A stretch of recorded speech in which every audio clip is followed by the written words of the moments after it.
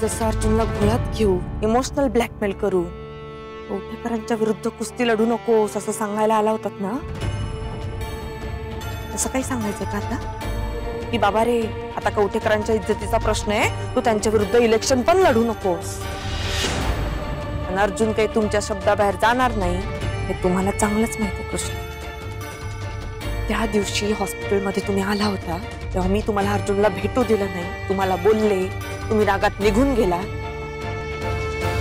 सगळं सगळं अर्जुनला कळलंय.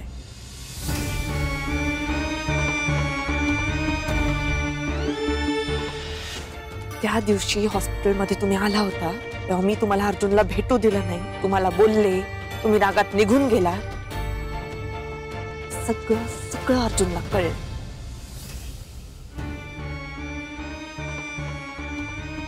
तुम्हाला माहितीये त्यावरनं तो तुमची बाजू घेऊन माझ्याशी भांडलाय. वाटेल तसं बोललाय मला. मैदानात जसा चिडला होता ना माझ्यावर तसंच चिडला. फक्त फरक एवढाच होता यावेळी माझ्यावर हात नाही उचलला. खूप मनाला लावून घेतलाय त्याने कृष्ण. का माहितीये तुमच्यावरचं प्रेम. मला नाही वाटत मी काही चुकले. मी तेव्हाही बरोबर होते, आत्ताही बरोबर आहे आणि मी बरोबरच असणार आहे. फक्त एक लक्षात ठेवा कृष्ण,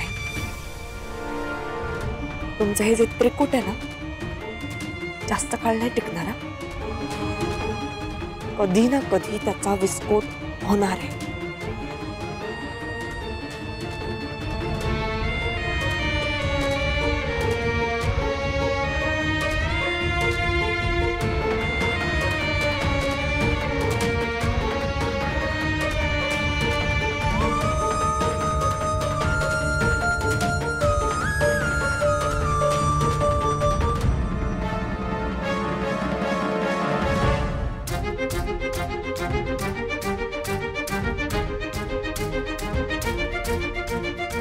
अर्जुन,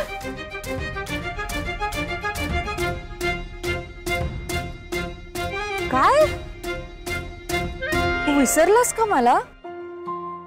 हाय नाही बाय नाही. अगं असं काहीच नाहीये.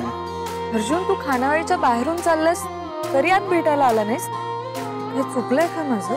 अगं तुझा काहीतरी गैरसमज होतोय. मी थोडा गडबडीत होतो म्हणून चाललो होतो. आणि हे सारखं सारखं येणं बरं दिसत नाही ना. अर्जुन तू वेडा आहेस का? तू माझ्यासोबत फॉर्मली वागतोयस. प्लीज असं नको वागूस. आणि हे काय स्वीट, काय स्पेशल? अगं मी एका इंटरव्ह्यूला गेलो होतो तर मग जॉब मिळाला मला. तर मग हे घरी घेऊन चाललो होतो. क्या बात है अर्जुन, कॉंग्रॅच्युलेशन.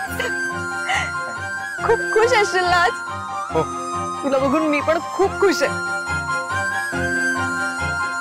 मला नाही देणार मिठाई? नाही अगं ते देवासमोर ठेवतो ना आपण आधी. Right right. एक मिनिट थांब, मी आलेच. एक मिनिट हा प्लीज थांब, मी आलेच.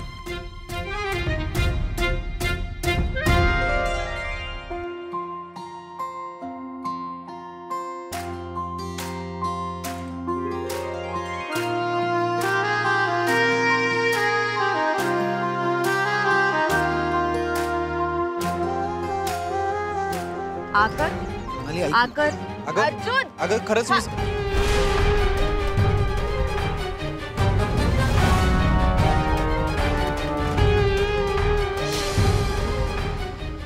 खूप खूप शुभेच्छा.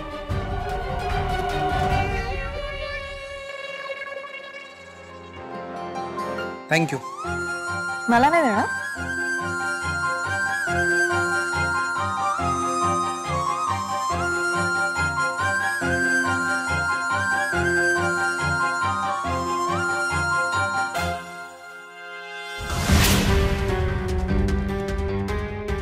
अभिनंदन. अशीच प्रगती करत राहा. थँक्यू.